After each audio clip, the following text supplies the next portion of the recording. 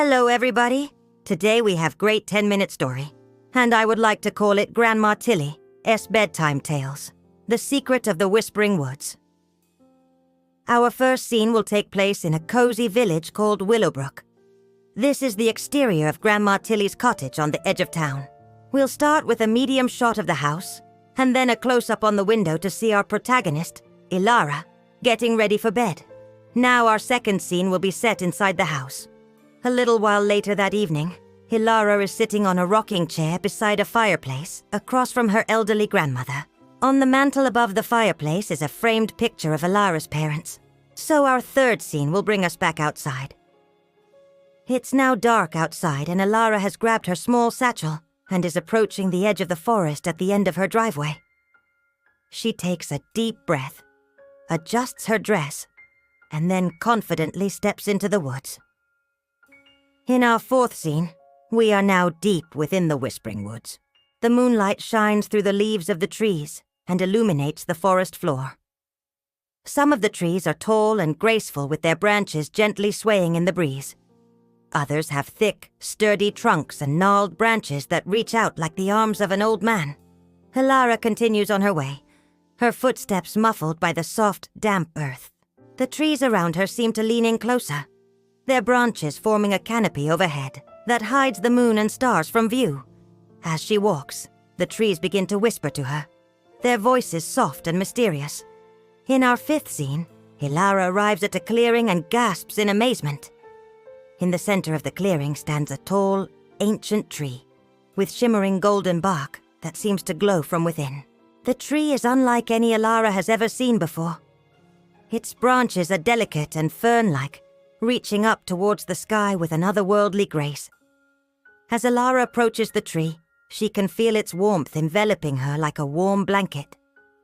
The bark is smooth and cool to the touch, and as she runs her hand along it, she can hear a soft, gentle voice coming from within the tree.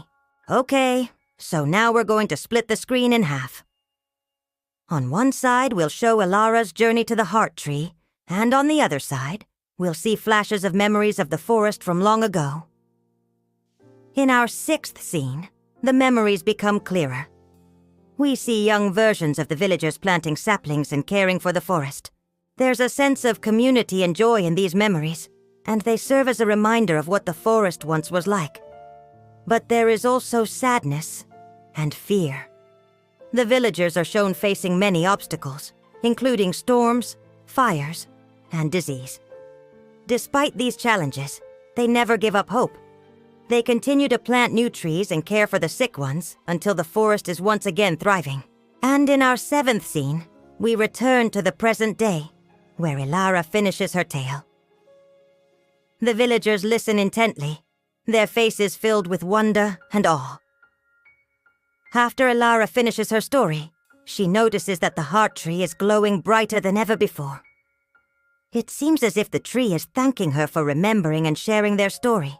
Overjoyed, Ilara embraces the heart tree, feeling a deep connection to the forest and its inhabitants. For our eighth scene, we will go back in time to when Ilara was just a little girl.